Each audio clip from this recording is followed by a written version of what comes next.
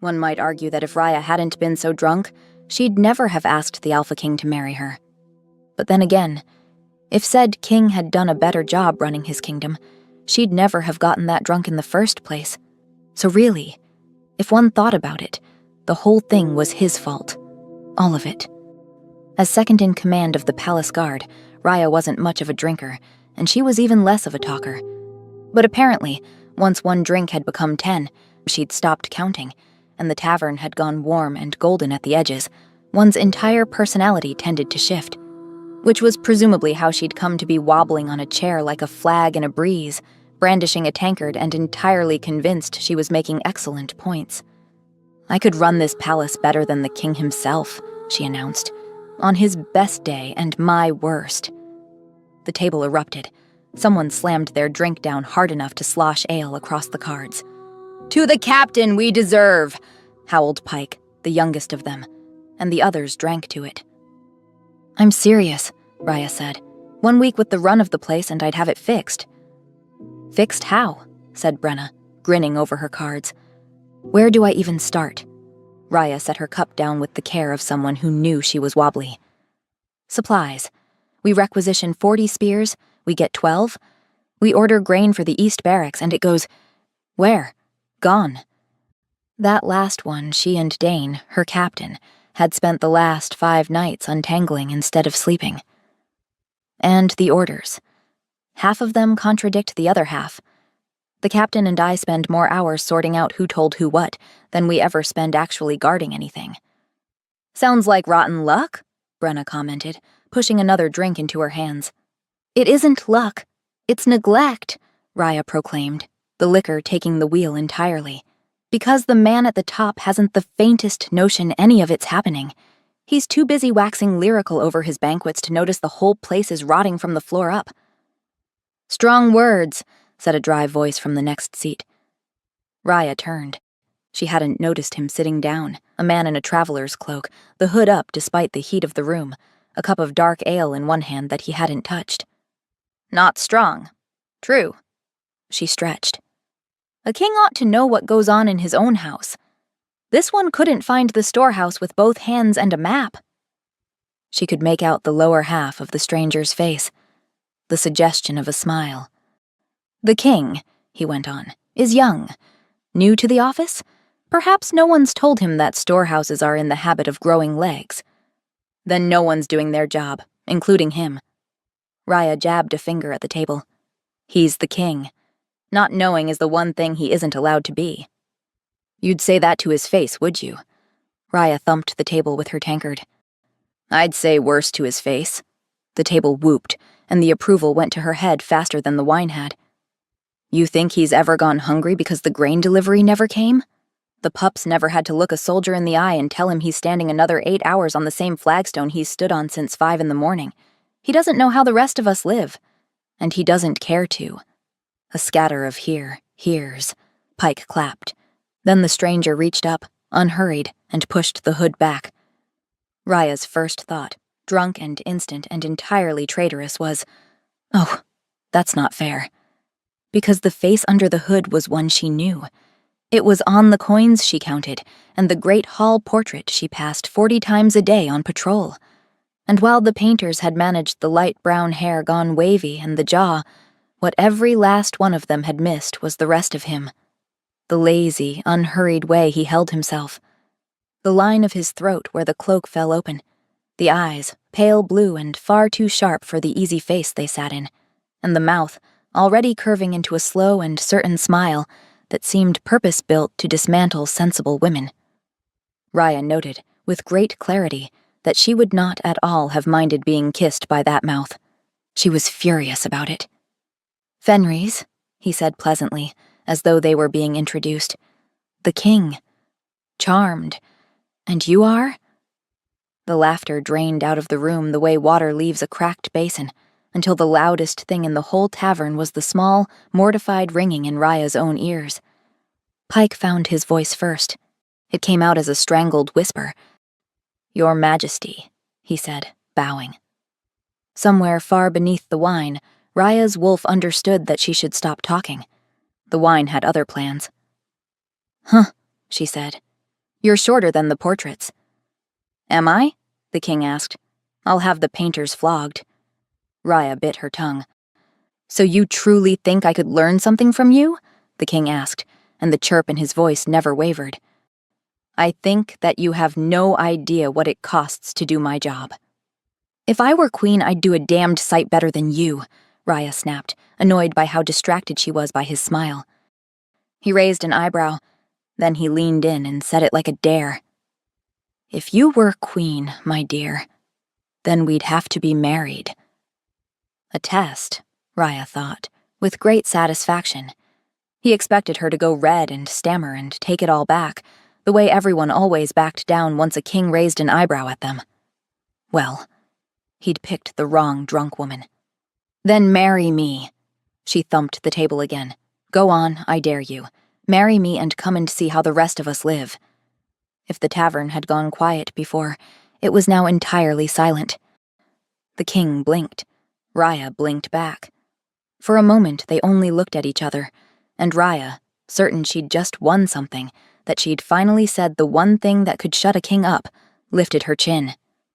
"So," she said, proud as anything. "What'll it be? Will you marry me?" He opened his mouth to answer. The whole tavern leaned in with her. Somewhere a chair creaked. Somewhere else, someone forgot to breathe. Raya watched his lips part, watched the shape of the first word begin to form.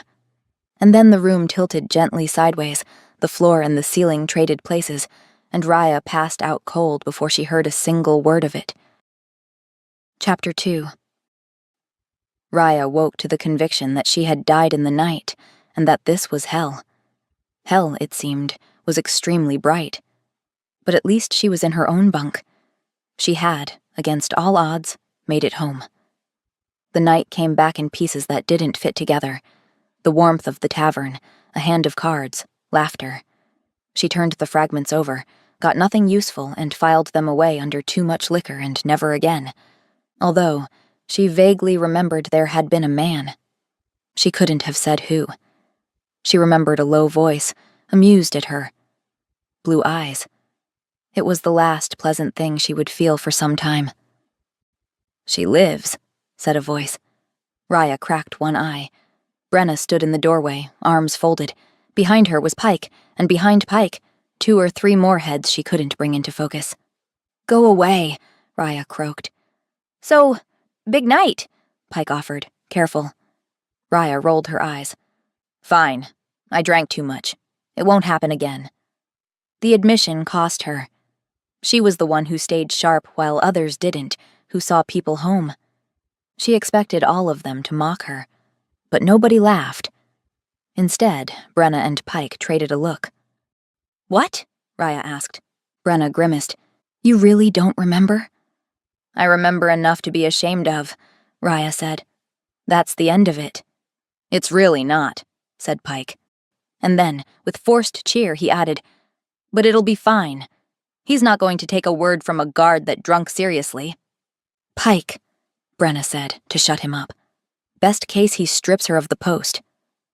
Raya looked between them, confused. "What is everyone talking about?" Brenna crouched to her level. "I don't know how to tell you this," she sighed. "But you went ahead and told the king he was shorter than his portraits." Raya blinked. "The king," she repeated dumbly. "That's right. You're saying I told His Royal Majesty, King Fenris, that he was too short?" Raya said, voice going high. "Amongst other things," Pike confirmed. Raya was about to protect her, but then her certainty stopped dead.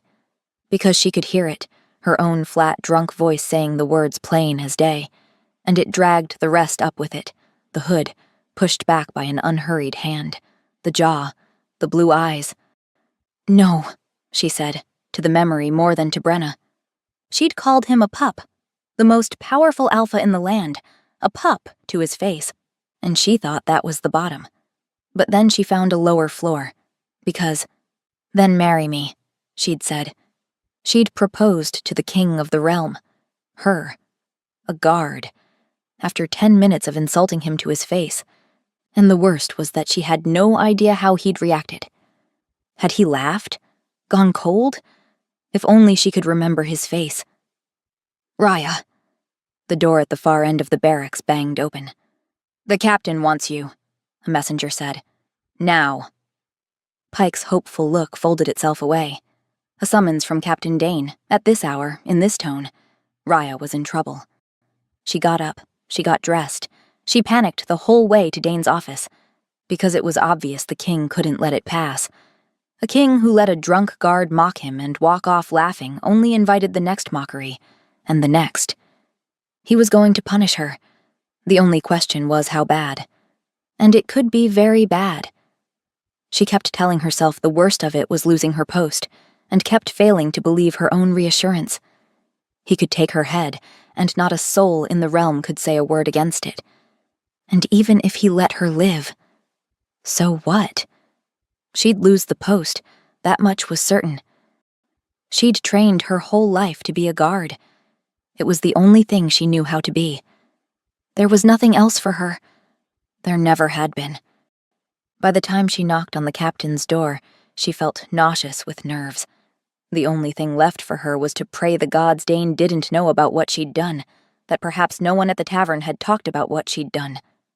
Enter, Dane called from behind his desk. She tried to read him. What did he know? How much? Maybe not much. Maybe it wasn't so dire. Maybe the king wanted the whole thing buried. Maybe... Tell me the whole palace has it wrong, Dane said. Tell me you did not, in front of a tavern full of witnesses, ask the Alpha King to marry you. Raya closed her eyes. Sir, she said weakly, I can explain. But there was nothing to explain, and they both knew it. Dane, who'd stared down a prison riot without blinking, now looked simply and openly afraid. What did you say to him? He asked. Everything that left your mouth, Raya. It's a blur, she confessed. But he... Well, he didn't seem too mad. He's the king, Dane snapped. He doesn't need to get mad. He can do whatever he wants. Gods, we need to start building your defense. Raya shook her head in shame. Here was the man who had believed in her when no one else had bothered to look, and she had repaid him by becoming the joke of the entire palace. Sir, she began, throat tight. Suddenly, the bell over the gate began to ring. Dane's head came up. That's the gate, he said, low. An official arrival. And no one cleared it with me. His frown deepened. Whatever was coming had gone over the captain of the guard's own head, and there was only one person in the realm who could do that. Dane stopped breathing. She saw the same impossible thought reach him in the same instant it reached her. The king was coming. Up, Dane breathed. They both heard it, under the second toll, coming up through the floor. Footsteps. Not the tramp of a detail sent to make an arrest. One man, unhurried, easy, coming this way. The footsteps stopped and Raya's heart slammed once, hard. The king wasn't coming. The king was here. Chapter 3. The door opened, and the king of all the land walked into the little gray office, and the room changed. Raya felt it before she'd fully turned, the air pulling taut around a true alpha, her own wolf coming to attention beneath her skin. She'd known he was the king, but the hooded man from the tavern had let her forget. This one let no one forget anything. He filled the doorway and then the room, broad-shouldered and unhurried, and he was beautiful. What she hadn't expected was the weight of him, the easy, total certainty of a wolf who had never once in his life had to raise his voice to be obeyed. Drunk, she'd called him a pup. Standing here sober, she understood that she had been very, very stupid. Ah, the king said, giving her a look. There's my fiancé. Raya froze. Had he just called her his fiancé? Her stomach dropped. He hadn't come for an arrest. He'd come for sport. He was going to mock her before he'd destroyed her. Your Majesty, Dane said. Forgive me. My guard was gravely intoxicated last night, which I take responsibility for. If there's discipline owed, let it be mine to give, and let it be quiet. The king listened with his head tilted, and Raya had the strange sense he wasn't only hearing the words but weighing them. And then he was smiling again. Discipline, he repeated, eyes widening. Captain, I do hope you don't mean to discipline my delicate bride yourself. I might take it personally. A beat of pure silence. Your Majesty, Dane tried. Please, don't jest. Raya's a good soldier. Right. Yes. And there will be discipline. Fenris's eyes cut to Raya. I'll be seeing to it personally, once we're wed. Then he winked at her. Raya's jaw dropped. Your Majesty, Dane said carefully. You can't actually mean to marry the girl. The king's hand flew to his chest. And why not? He gasped. She asked me, and I said yes. Fenris turned to Raya, all innocence. Didn't I, sweetheart? And here was the trouble. Raya genuinely could not remember. You... Her voice, which had held through riots and brawls and one memorable knife between the ribs, abandoned her entirely. I said yes, Fenris repeated, beaming. Right before you were sick all over my shoes. The room tilted, because she remembered that, and the heat at her neck went straight to the roots of her hair. You vomited on the king, Dane said faintly. Don't fuss, Captain. Fenris smiled peacefully. I only found her all the more charming for it. Dane dragged a hand down his face. But why? Forgive me, Your Majesty. Why would you agree to marry her? Silence. Raya looked at the king. The king looked back, then he beamed. Well, Captain, you're a wolf. You know how it goes. He spread his hands, easy as anything. When a bond hits, it hits hard. Raya startled. A bond? Impossible. She would feel it. A connection, a pull, something. All she felt was the presence of a powerful alpha. Liar, she thought, with a certainty that startled her. There was no bond. He knew it, she knew it, and he stood here inventing one anyway. You're saying she's your mate, Dane said, voice gone strange. Well, of course she's my mate, Fenris proclaimed. She'd hardly have dared ask the king of the realm to marry her otherwise, would she? Imagine it.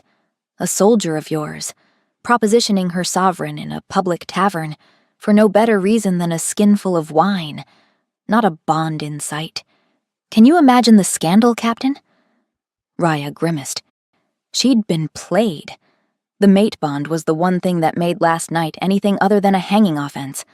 Deny it, and she was just a drunk guard who belonged in a cell. Allow it, and the whole mad business turned to fate.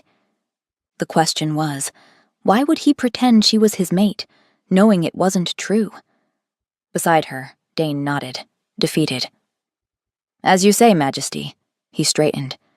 Then, while you're here, I'd ask your leave to increase the palace watch. The business on the hunt last week has sat ill with me.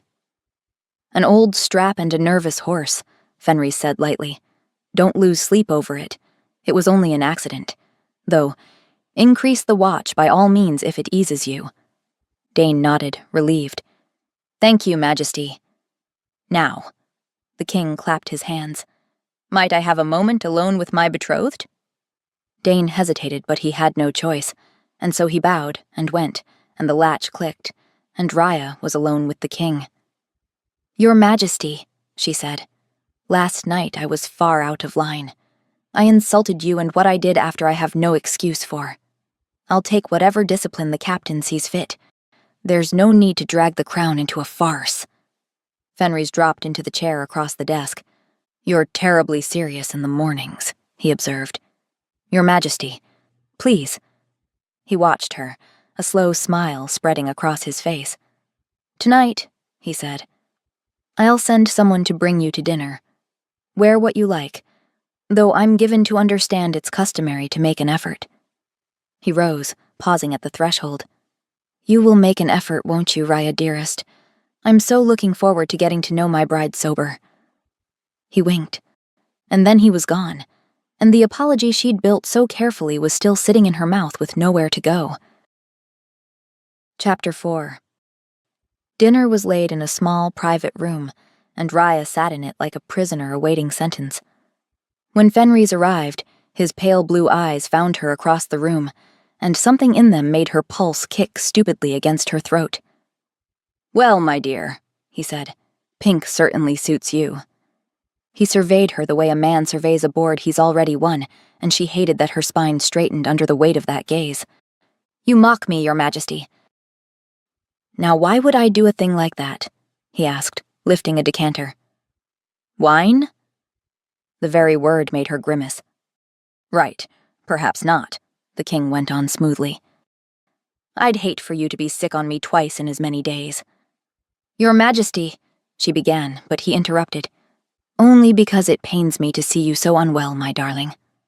He rolled his sleeves back at some point during the meal, and Raya found her attention snagging on his forearms as he reached for his wine. "You've gone quiet," he observed. "I'm eating," she said. "No, you're strategizing. I can see it." He leaned in. "Go on. Tell me the thing I shan't like." She hesitated. "Why am I here, Your Majesty?" Fenris blinked. "To eat? You can't possibly want to marry me." She met his eyes. "I'm a guard. I'm tall and I'm plain and I'm—" She stopped. She would not stand here and name aloud all the things she wasn't. It doesn't make sense. For a moment, he set his chin on his hand and regarded her with an expression of wounded innocence. "Why not you, Raya?" he argued. "When the bond hits, it doesn't consult a list." His voice had gone low and earnest, and she felt the words settle in her chest. It was a very good answer, but wanting to believe it was exactly how a clever person got made a fool of. "I'd feel it if we shared a bond," she said. "I'd feel something, at least. And I don't." The king pouted. "You feel nothing for me at all?" "I feel as though I'm walking on eggshells trying to work out what you want from me." He was quiet for a moment. "You asked me to come and see how the rest of the kingdom lives, to learn what difficulty truly is. Perhaps that's what this is." "And how are you learning anything sitting here being fed pheasant?" Raya asked. "And forgive me, Your Majesty, but if you've the time and the leisure to wine and dine whatever woman you fancy making fun of, then I don't think you've got the first idea what difficulty actually is." Fenris sat back and she realized she'd gone and said far too much to the king. Again. "I apologize, Your Majesty." She straightened. "You have every right to mock me, of course, after how I—" "You're right," he interrupted. She gaped. "I am?" "Yes." He set his napkin aside. "I've never once stood where you stand. So show me. Show me your side of it, and we'll find out whether it's as easy as I think." The mischief had gone out of his eyes. What was left was steady and direct. "Your Majesty," she babbled, "you don't have to do that. You're the—" "I want to," he interrupted. Raya fidgeted, more affected than she liked. Because he was beautiful, yes. She'd have to be dead not to notice. But it was the sincerity that undid her. The way he sat there asking her to teach him something. "Fine," she said, and her voice came out softer than she'd meant it to. "So." She showed him. She'd meant to march him through it like an inspection, but the moment she stepped into the armory, something in her loosened that the dress had been strangling all night.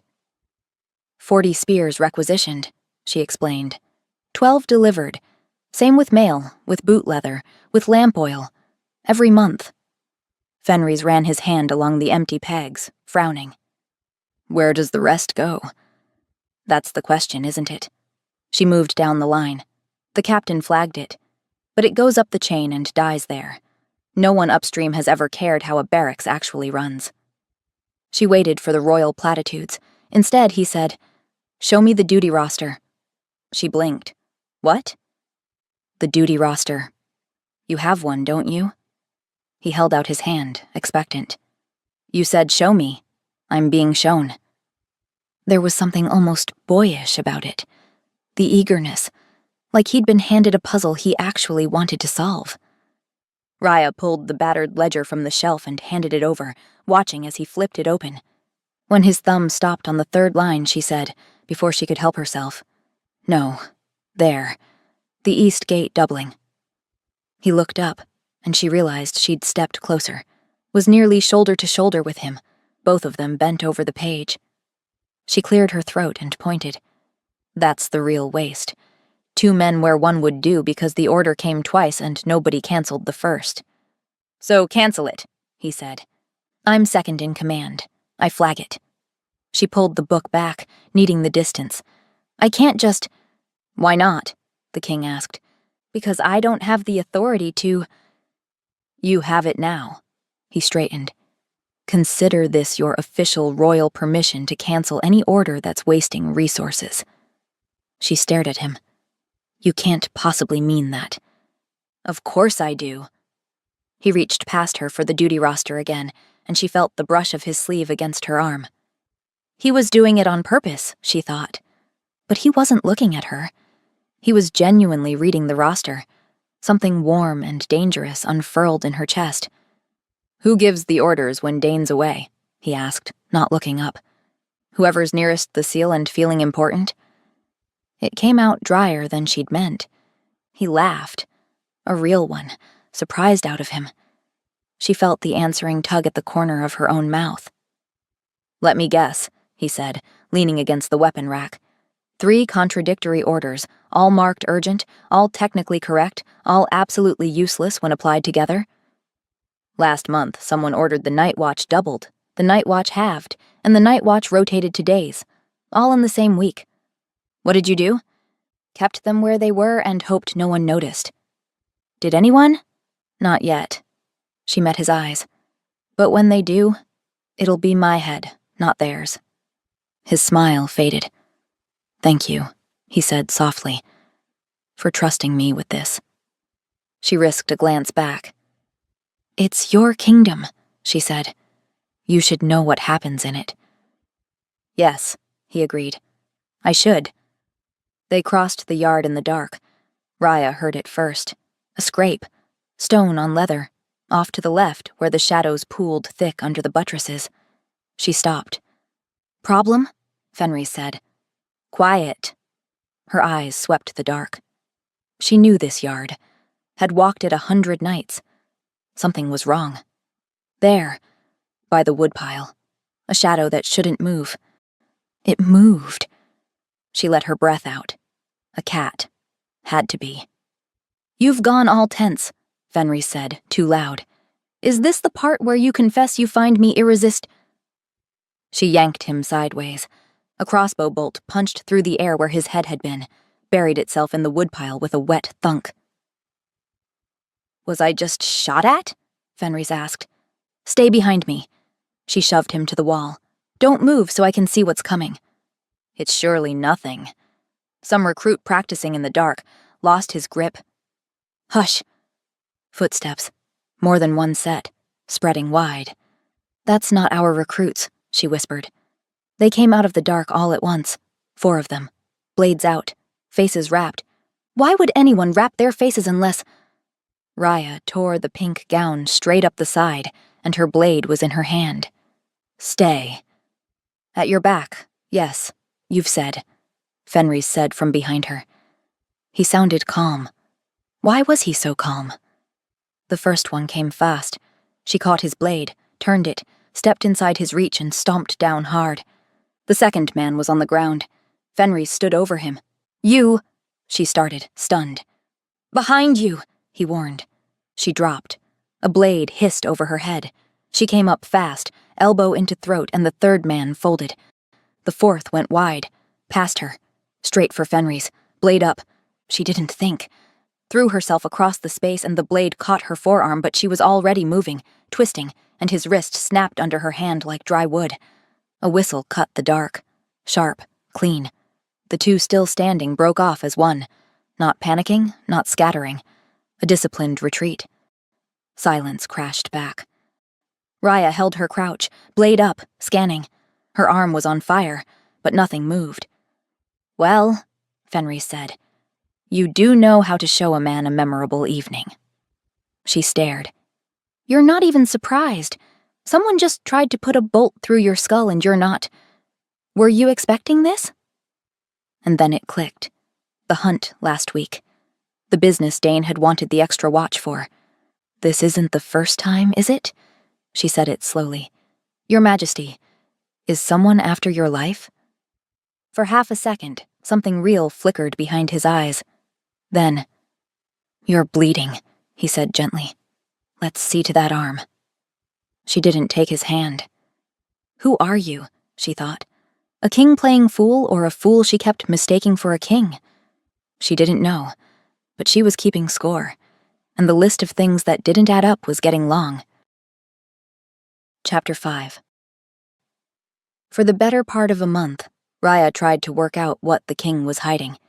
It was the only sensible response to a man who'd been shot at in his own yard and laughed it off. Someone wanted Fenris dead. She knew it. So she did what she was good at. She watched. She gathered. Was the engagement a shield? A guard at his side he could keep close without explaining why? Every day she came up with new theories. The king did not cooperate. She'd ask a sharp question and he'd answer with a joke. She'd press and he'd flirt, sliding the conversation sideways so smoothly she wouldn't notice until it was 3 topics gone. She'd corner him on the assassination attempt, and he'd tell her she was beautiful when she was suspicious. He gave her nothing she could use, and a great deal she didn't know what to do with. Because the longer she watched him for danger, the more she found herself simply watching him. And worst, somewhere in those long, blurred days, Raya stopped wanting him to go away. It crept up on her like a fever. The first morning he came to the blade stores, he tipped his head back against the doorframe, lamplight sliding down the long line of his throat, and she lost the thread of her own sentence halfway through. "You stopped," he said, smiling. "I'm thinking." She was not thinking. She was looking at his mouth. She caught herself doing it and was furious, but only got worse. He came to the east wall at the cold edge of a night watch with 2 cups of cocoa, and when he handed hers over, his fingers brushed the backs of hers and her whole arm lit up to the shoulder. She nearly dropped the cup. She covered it by glaring out at the dark. "You're not looking at the stars," he murmured. His voice did something to her. Low and amused and meant only for her, this close, in the dark. It went down her spine. "They're stars," she managed. They're rather outshone tonight." He was looking at her, openly, taking his unhurried time about it. Raya, who had stared down armed men without blinking, could not hold his eyes for more than a breath before she had to look away. He smiled into his cocoa, like a man who'd won something, and said nothing, and let her stew. That was the unbearable part. He was toying with her, and she could never tell how much of it was real. She did not know which man she was falling for, but she lay in her narrow bunk after the late watches with her body humming and sleep nowhere, and her traitor mind went straight to him. She imagined his hands. She imagined a great deal more than his hands, alone in the dark with her own breath gone shallow. And so it came to a one-on-one, late in the armory. He came in and sat on the bench across from her like he'd done it 100 times. No papers, no question about the watch. Nothing she could file the visit under. Just him, in the lamplight, watching her. "What do you want?" she snapped. It came out raw. "Raya!" "No, I'm at the end of it." Her hands were not steady and she didn't care. "Every day you won't say what you're after and you won't leave me be, and I can't keep doing this." Her voice cracked. "Tell me it's a scheme. Tell me you need a sword you can trust. Tell me anything that makes sense, because I am not built to want things I can't have, and you are making me want—" She stopped. Too late. "Want what?" Fenris asked, low, not teasing now. "Don't," she sighed. "You know what. You've known for days. You've been enjoying it." He stood. He came round the bench, slow, the way you approach something that might bolt. "What if I simply want you?" he asked. He was close now, close enough that she had to tip her chin to hold his eyes. "Men like you don't want women like me." But it came out as a whisper, and she was staring at his mouth again. "You don't believe me," he said softly. "So, tell me to stop, and I'll go. Right now. I'll walk out and never trouble you again." His voice dropped to almost nothing. Or ask me to prove it. The armory was very quiet. Her pulse was very loud. Prove it, she heard herself say. He kissed her. And every careful thing in Raya's head went white and silent at once. His hand slid into her hair, and his mouth was warm and certain and thorough, and there was no audience for it. There was only the two of them, and the lamplight, and the sudden, total, overwhelming fact of him. Her knees forgot their job. She made a sound against his mouth she would have been mortified by if she'd had a single thought left to be mortified with. Then her nose caught up with the rest of her, and what it found wrecked her. His want, unmistakable, rolling off him in a hot, dark wave, the scent of a man who wanted her, badly. It hit her low and molten and folded her resistance in half. Raya had been wanted for her sword, for her watch. She had never in her life stood in the path of a man's plain, helpless desire aimed at her. She let her hands find him, up under the edge of his shirt, to the hard, flat plane of his stomach, the muscle leaping under her palms. The rough groan that broke against her mouth when she touched him there pooled low. She fisted her other hand in his collar and dragged him down and kissed him like she'd been thinking about it for a fortnight. Because she had. His hand spanned her waist, slid to the small of her back, pressed her flush against the long, warm length of him, and she felt exactly how much he meant it and shivered head to foot. His tongue slid against hers, and heat flooded through her, made her shake, made her dig her fingers into his shoulders just to stay upright. She'd never been kissed like this. Raya. His voice had gone ragged. She pulled back just enough to meet his eyes. They were dark. Blown. I'm sure, she said. His hands found the laces of her tunic. Hers found his shirt. Fabric whispered. She got her palms flat against his chest, warm skin, the hammering of his heart under her hands, and he made a sound like she'd hurt him and grabbed her by the hips and lifted.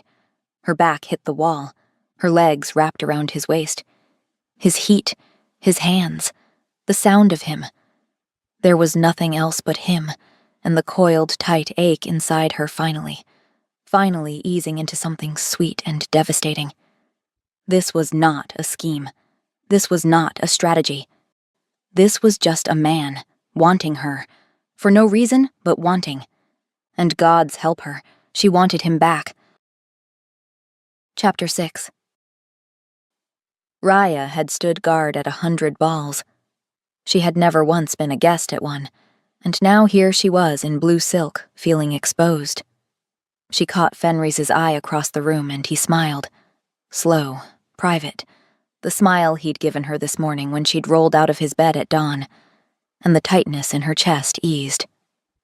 You look devastating, he murmured against her skin. I look like I'm playing dress-up. You look like you're mine. His eyes were warm. And I'm the luckiest bastard in the kingdom.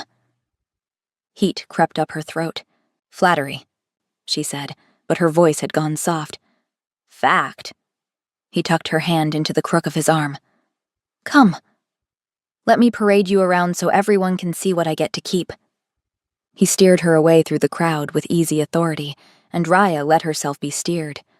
Let herself lean into the warmth of his palm against her spine. He took her out onto a colonnade where the music thinned and the night air came cool off the gardens. For a moment, neither of them spoke. You hate this, she said, watching him. She'd spent the last days in Fenris's bed, learning the shape of his laughter against her throat, the way he said her name in the dark. She could tell when he was and wasn't enjoying himself. He was watching the dancers through the arch. Hate's a strong word. You're lying. He laughed, surprised, genuine. I am, aren't I? He turned to face her, and the charming ease had gone out of his expression. What was left looked tired. I've been doing this since I was 19. The smiling, the performing, the being what they need me to be so they don't look too closely at what I'm not. And I can't decide if that makes me clever or just... He stopped, shook his head, smiled, but it was thin, defensive. Or just what? she asked. Nothing. Ignore me. I'm being maudlin. His smile widened and went brittle. Too much wine and not enough. Fenris. He met her eyes, and for a heartbeat she saw him brace, the way he always did when someone got too close to something real. She reached up and touched his face. His breath caught. The false smile crumbled. "You're not what they think you are," she said quietly. "You're so much more than some performance. And the man underneath—" She paused. "I like him. A lot." Something cracked open behind his eyes. "Raya," he said, voice rough. Then he kissed her, fierce and grateful and something close to desperate. She leaned into it, into him, and the world shifted. It wasn't the heat. She knew the heat, the wanting, the familiar pull of desire. This was something else entirely. Relief, fear, something fierce and tender, a warmth that poured in through the place where they touched, and it wasn't hers. She could feel him, his emotions, distinct and clear and utterly foreign. Raya jerked back with a gasp. Fenris' eyes were wide, his pupils blown. "Did you—" he started. Her heart was slamming so hard she thought he must be able to hear it. "Raya, I think that was—" He took another step toward her, and she saw it in his face. The want, the desperate, aching need to close the distance between them and touch her again, to prove to himself it was real. "It was just a kiss," she heard herself say. Fenris froze. "A kiss," he repeated. His face shuddered. "Right," he said quietly. "You're right. Probably nothing." But his voice had changed, gone careful and distant, the way it did when he was hurt. A servant appeared at the edge of the colonnade, silver tray balanced on one palm. 2 cups of wine, dark as blood in the moonlight. "Your Majesty," the servant murmured, and offered the tray. Fenris didn't move. He was still looking at Raya, and there was something wounded in his eyes that made her chest ache. "Fenris," she started. He turned to the servant, reached for the wine. And Raya's wolf snarled. Every instinct she had screamed wrong. She didn't think, didn't breathe, just moved. Her hand shot out and knocked the cup from his fingers. Glass shattered on stone. "Don't—" Her hand closed around his wrist, hard enough to bruise. "Don't touch it." She was already dropping to a crouch. "The smell!" Her voice didn't sound like her own. "Underneath the wine. Do you smell it?" She watched his nostrils flare as he caught it, the bitter edge beneath the fruit and oak. "Nightshade," she said, or something close enough. She turned to look at him, kneeling beside her in the moonlight, staring at the broken glass like he couldn't quite make sense of it. "This was meant to incapacitate you," she said. "Perhaps even kill you." The color drained out of his face. She could hear her own pulse in her ears, could smell the poison and the wine, and underneath it all, Fenris's scent. Familiar, safe. And the thought that if she'd been looking away, if she'd been distracted for even a moment, he'd be dead. Her grip on his wrist tightened convulsively. "Raya." His free hand came up to cover hers. "You will tell no one." She stared at him. His face had gone hard, not afraid but calculating. "Not Dane, not the watch, no one," he said. "Do you understand me?" "No." She pulled her hand free. "No, I don't." "We have a foreign king 50 feet away," he interrupted. "And his daughter, too. If word gets out that someone tried to poison me under my own roof at my own ball, I will have a war before midnight." "So what? You just—" She gestured at the spilled wine, the shattered glass. "You just pretend nothing happened? You smile and dance and act like someone didn't just try to murder you?" "Yes," he said simply. She wanted to shake him. "Fenris, this is the 3rd time in a month someone's tried to kill you. You're in danger. I can't protect you if you won't let me." "Raya." He reached for her. "I need you to trust me. Just this once. I know what I'm doing." "Do you?" The fear was making her mean. His expression crumbled. He closed the distance between them and pulled her against his chest. "Hey," he murmured against her temple. "I'm here. I'm fine. You saved me." This time, her voice was muffled against his jacket. "And the next," he said. "Because you're brilliant and you see everything, and you're the best guard I've ever had." He pulled back just enough to frame her face with his hands. "Right now, though, I need you to let me handle this my way. Can you do that? Can you trust me?" Every part of her that was still a guard, still trained to protect and serve and question anything that looked like a threat, said no. She trusted him, but she didn't trust anyone else to keep him safe. But she could still feel the ghost of his emotions against her skin, and she heard herself say, "All right, I promise." Relief flooded his face. He pressed his mouth to her forehead, quick, grateful, and she felt it again, that rush of warmth through the contact. Then he stepped back, and the mask slid back into place.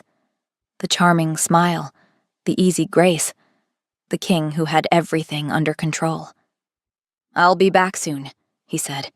"Wait for me?" She nodded, because her voice had stopped working.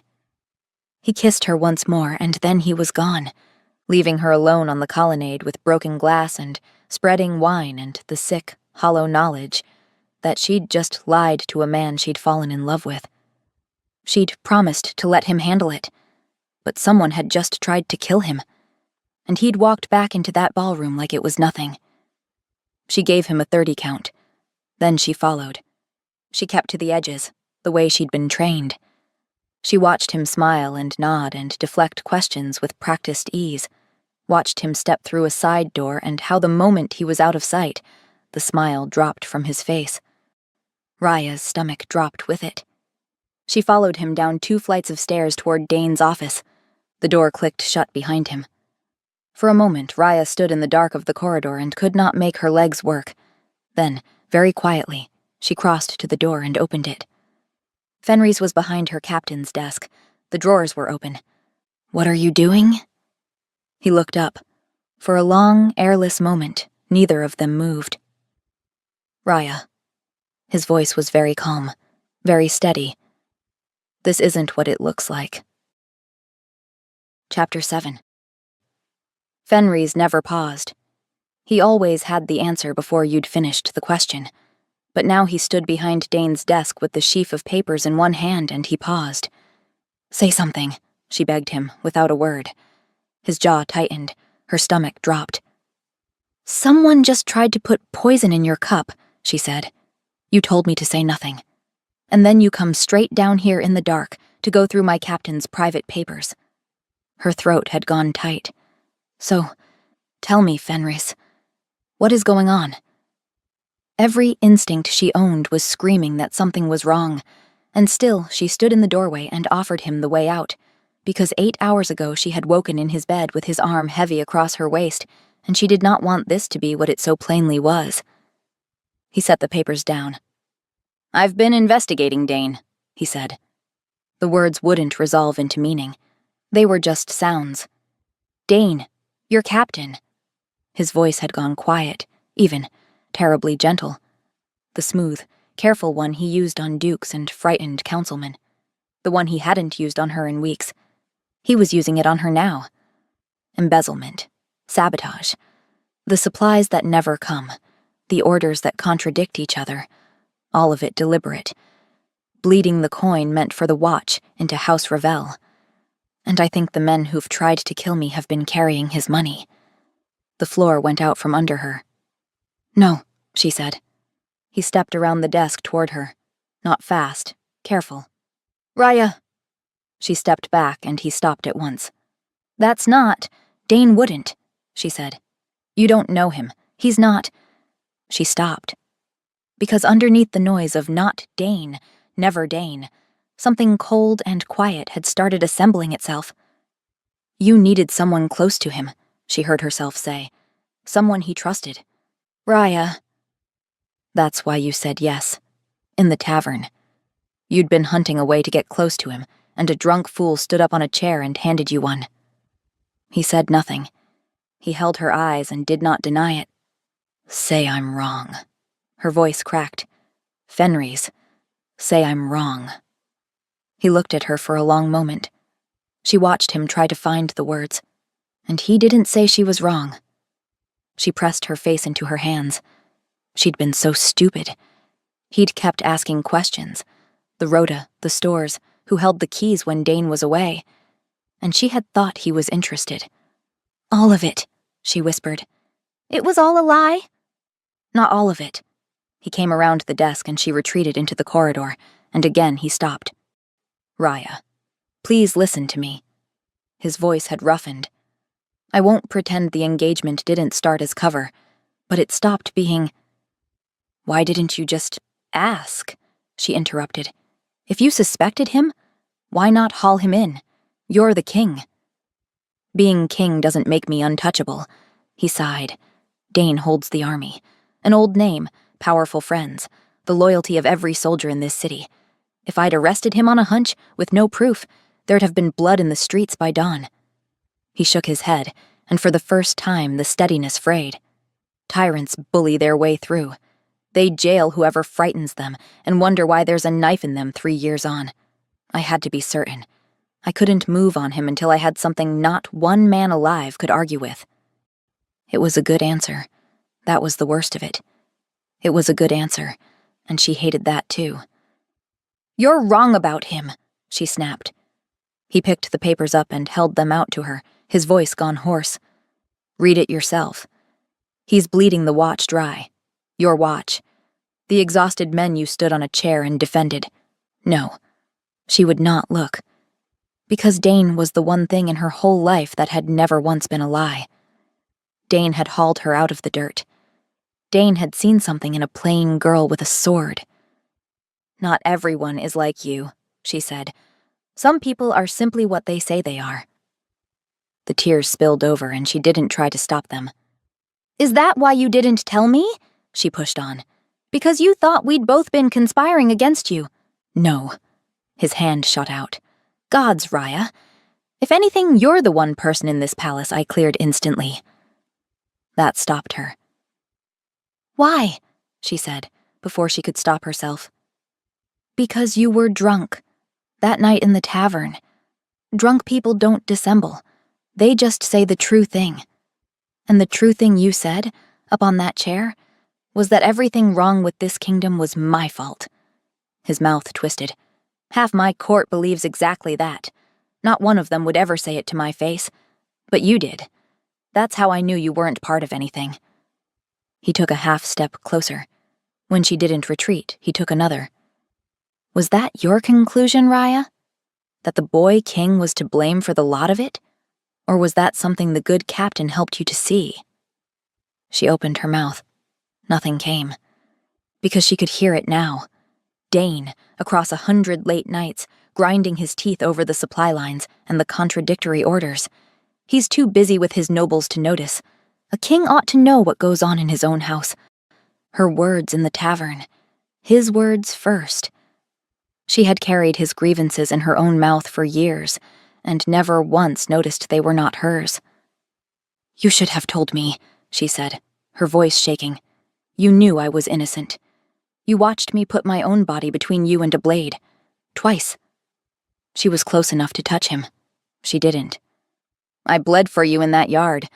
I let you into my bed. And in all of it, you never once told me the truth. Why not me, Fenris? He looked at her, and when the answer came, it was barely above a breath. Because I didn't think you'd believe me.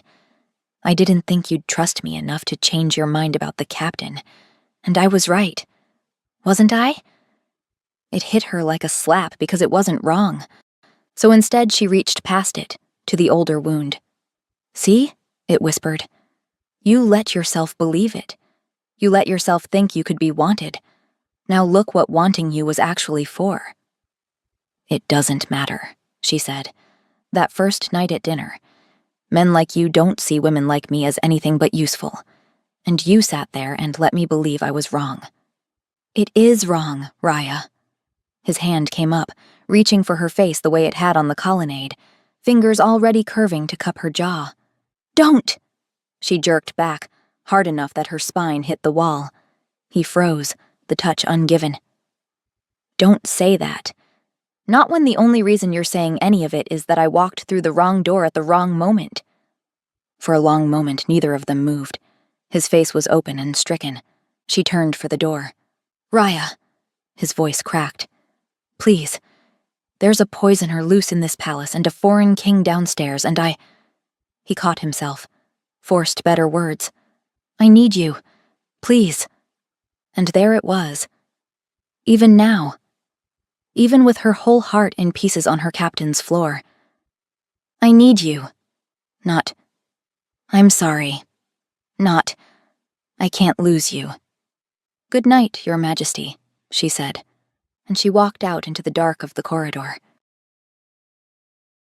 Chapter 8. It was all a lie.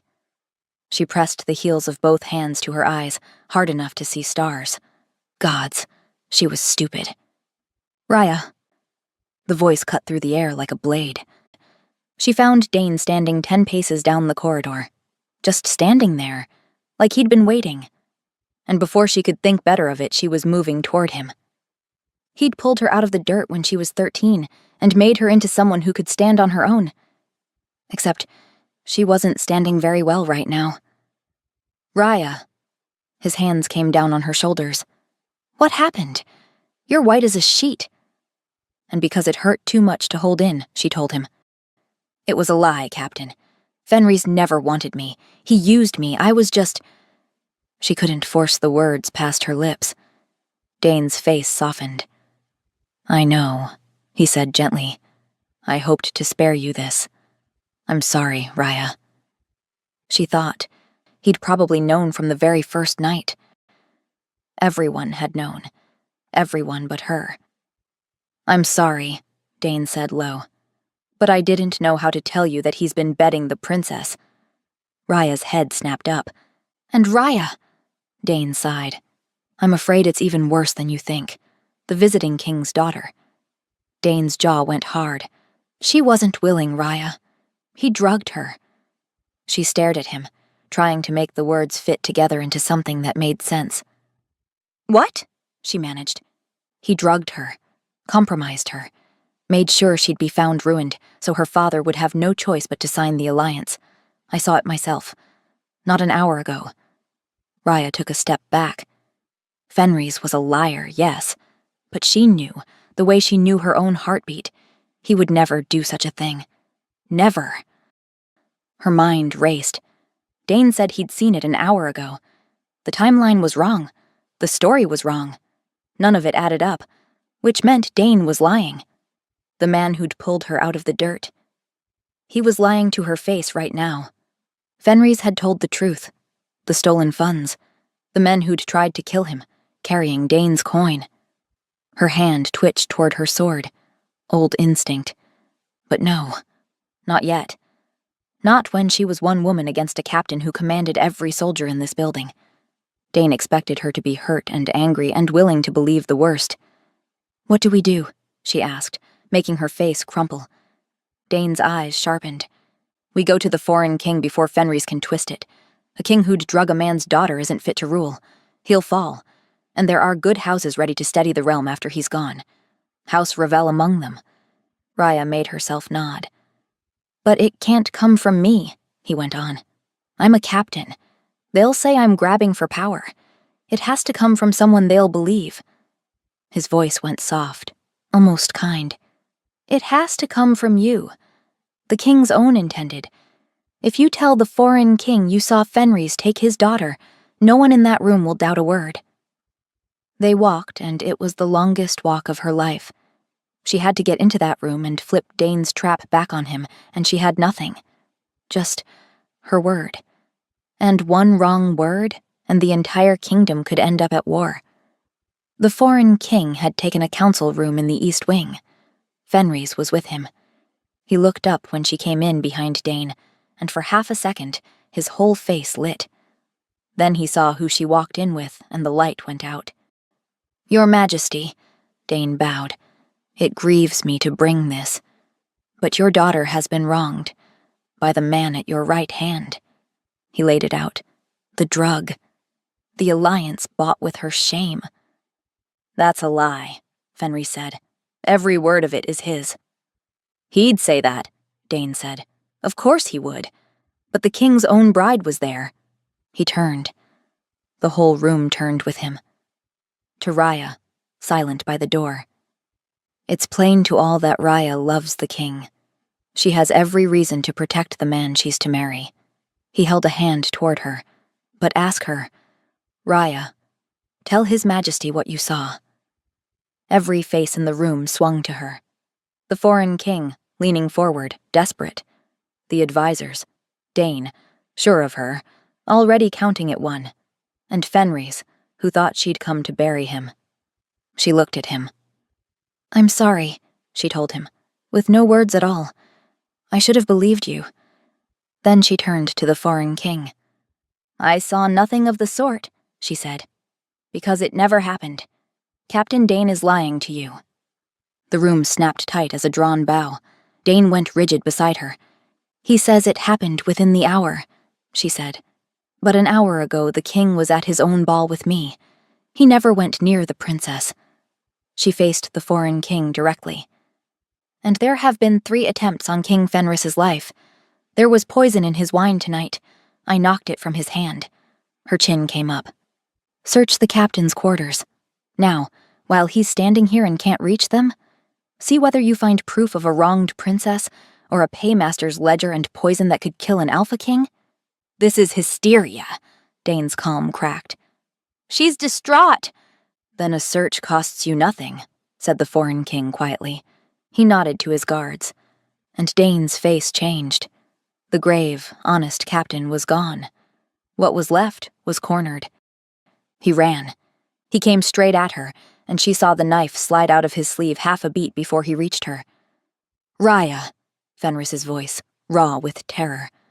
But this was the one thing in the whole night she knew how to do. She turned into him, caught the knife arm at the wrist, wrenched and used his own weight to put him face down on the stone. Her knee dropped between his shoulders.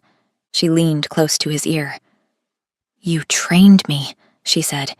"You should have remembered what I'm good at." Then the guards had him, and they hauled him up and dragged him out, and it was done. The foreign king went to his daughter first, safe, asleep, and never touched. The advisors hurried off in tight clusters. The guards took Dane. And then it was just the 2 of them. Fenris hadn't moved. He was staring at her like he'd never seen her before. "You saved my life," he said. "Even after everything, you still—" "I came to stop a traitor," Raya said flatly. "That's all." The light in his face flickered. "Raya." He hesitated. "The bond. It's real. You felt it tonight. I know you." "It doesn't matter if it's real," she said coldly. "I saved you because it was my duty. And because Dane was a traitor. Not 1 second of it was forgiveness. You used me, Fenris." His face fell. The hope drained out of it. "Raya, I love you. I don't care how it started. That doesn't change what it became. You're the truest thing I've ever—" "Don't!" She stepped back.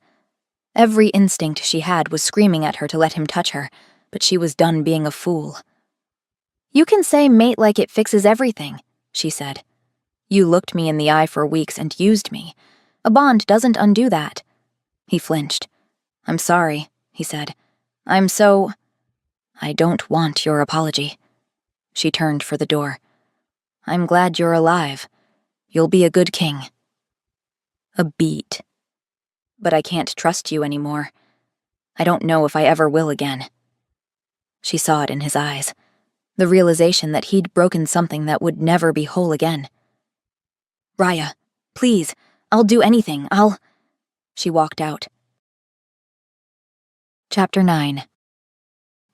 She'd been captain of the guard for 6 months, and she was good at it. She'd always known she would be. The palace was a different place now. Dane sat in a cell beneath the old fort, the rot he'd worked into the guard for years cut out clean. The king had done all of that, and the city had started to love him for it. He'd made her captain. He'd also spent the last 5 of those 6 months trying to win her back. The flowers arrived a month in. She came off a dawn watch and found the entire barracks yard full of them, her own people grinning like idiots, watching to see what she'd do. "Send them to the infirmary," she'd said. "And the temple." He tried in the council chamber next. She stood at the war table twice a week now, and he was always there across from her. He'd catch her eye and his whole face would do something, hopeful and uncertain, and she would look back down at the troop numbers. After, he'd find a reason to linger by the door. "Captain," he'd say softly, "could I have a moment?" She always walked out anyway. The bond didn't help. Leave a bond open and it deepened and it set. So, she kept it closed and hoped it would wither from neglect and let her go. Meanwhile, Fenris wrote to her. His letters came 2 and 3 a week, in his own hand. Some were short, some ran for pages, some weren't even about her. A posting, a pension dispute, as though her honest answer were still worth something to him. One read, "I keep writing the same word 100 ways. Sorry. It's a small, stupid word for what I did, and I don't have a bigger one, so I'll just keep sending it." Another, "You said I felt close enough to take you to bed and not close enough to tell you the truth. You were right. Instead of earning your trust, I just spent it. It's the worst thing I've done." And one, near the bottom of a long page she'd sworn she wouldn't finish. "I don't want you back because you're useful. I want you back because none of this matters if you're not with me." Pike and Brenna always had opinions. "Good," said Brenna in the early weeks. "Make him sweat. You don't owe that man a thing." A month or 2 on, the line had moved. "He sorted the back pay," Pike said one evening. "And he's written you, what, 40 letters?" 43, said Brenna, who apparently counted. By the 5th month, they'd given up subtlety entirely. "Captain," Brenna said, "with respect, talk to the man." "There's nothing to talk about." "You're miserable, he's miserable, and the rest of us have to stand here and watch." Raya set down her pen. "I was used. I'm not queuing up for another turn. I'm a good captain, the guard runs well, and I'd like to be left in peace to do my job." One night, in the 6th month, a letter came that was different. "Raya, I'm sorry. You deserved better. You've made yourself clear and I'll respect it. I'll stop now." She read it twice. This was what she'd wanted. So why did it feel like losing? He kept his word. No more letters, no more flowers. When she passed him in corridors, he'd nod. Captain. Even and polite. Not cold. Never cold. Just done. This is what you wanted, she told herself the first week. She did her job. She did it well. And every night the warm, patient thread under her ribs stayed exactly where it was, refusing to fade. Until the knock. Pike came into her office, Brenna at his shoulder, both of them the particular gray color of people who have made a very large mistake. "What?" Raya said slowly. "Did you do?" "He's gone," Brenna said. "The king. Off the grounds. Not in his chambers, not anywhere." Brenna swallowed. "No one's seen him since the 10th bell." "Is this a joke?" Raya asked, knowing very well it wasn't. "What do we do, Captain?" Pike's voice cracked clean down the middle. She was on her feet without deciding to be. When was he last seen, and by whom? Where was he headed? She was already pulling on her sword belt. "Wake the trackers. His scent off his chambers and every gate. Quietly. No bells, no alarm. If word gets out, we'll have a panic by dawn." "Took him," Pike repeated faintly. "Move." They moved. No horse gone. No coin drawn. His clothes present. His sword on its stand. The room neat and ordered and empty. The trackers caught his scent and lost it at the east postern, where it simply stopped. The way a scent stops when a man is being careful, or when a man is being carried. Raya stood in the courtyard with the pre-dawn wind cutting through her uniform. There was one way left to find him. She'd known it from the second Brenna had said gone. She pressed a hand to her chest, over the bond she'd been trying to smother for half a year. "It's duty," she told herself. "He's the king. Finding him is my job." It was not all this was. She opened the bond. It hit her like a door blown open in a storm. Sadness first, deep and bottomless, the twin of the one she'd been carrying for months. Then anger turned inward, then despair, raw and suffocating. And underneath it all, confusion. Slow, swimming, drowsy, his thoughts coming loose and drifting. He's been drugged. She was moving before she finished the thought, out at a dead run, following the pull of him like a rope hauling her forward. Behind her, Brenna. "Raya, wait." She didn't wait. The bond pulled her down through the lower city, into the narrow streets where the pre-dawn light barely reached. She came to a tavern, warm light at the windows. She hit the door low and ready, hand on her hilt, braced for a back room, a blade, a body, and stopped. There was just the king, slumped half across the bar at the far end of the room, collar open, hair a complete disaster, one hand wrapped loose around a cup, talking, earnestly and at great length, to a deeply uncomfortable barman. Behind her, Brenna arrived, breathing hard. "Is he drunk?" Raya looked at the way he was holding onto the bar instead of the other way round, at how when he gestured the whole top half of him swayed after his hand like a tree in a strong wind. "Dear gods," Brenna breathed. "He is." Relief hit Raya first. A bright, hot wave of it, because he was alive. He was safe. And then the fury came right behind it. She was going to kill him. She got close enough to hear what he was saying. "Of course I've tried apologizing," he slurred. "For months, I have apologized in every conceivable way. She won't hear a word of it." The barman made a non-committal noise that suggested he'd been hearing about this for some time. "Letters," Fenris continued. "I wrote letters. Did I mention the letters?" "You did." The barman nodded. "And she closed our bond." He raised his cup, found it empty, and held it out. "Another." The barman sighed and poured. "The thing is," Fenris took a grateful swallow, "there's nothing left for me to do but give up, is there? But how do you give up on your mate?" He paused. "Did I tell you she was my mate?" "Extensively," the barman sighed. "She's so stubborn, won't hear me, won't do anything but work." He made a wide gesture that nearly took his cup off the bar. "And she's very beautiful while she works, very competent. But she was also beautiful and competent when we—" Raya reached the bar and plucked the cup clean out of his hand. "That's enough." The barman shot her a look of profound gratitude. "I was drinking that?"